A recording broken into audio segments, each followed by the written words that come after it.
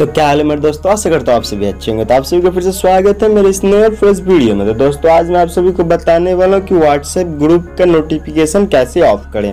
क्या होता है कि कभी कभार दोस्तों हमारे व्हाट्सएप ग्रुप में इतने मैसेजेस आते हैं कि हम परेशान हो जाते हैं। तो इसी वजह से आज हम जान लेते हैं कि उसका नोटिफिकेशन कैसे ऑफ करें। तो सिंपली इसके लिए चले जाते हैं हम अपने व्हाट्सएप एप्लीकेशन में।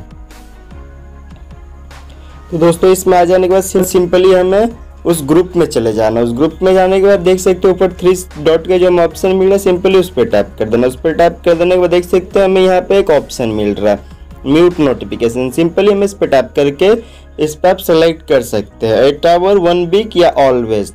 तो सिंपली आप यहाँ से सेलेक्ट कर लीजिए ऑलवेज करके और सिंपली इस पर टैप कर दीजिए। अब इसका नोटिफिकेशन आपके पास कभी भी नहीं आएगा। ये अब म्यूट हो चुका है कुछ इस प्रकार से देख सकते हैं। यहाँ पे सिंबल भी आ चुका है। यदि इस वीडियो में आपको कुछ भी पसंद आए तो लाइक कर दीजिए, सब्सक्राइब करना ना भूले, दोस्तों के साथ भी शेयर कर दीजिए। मिलते किसी नए टॉपिक नई वीडियो के साथ में। जय हिंद दोस्तों।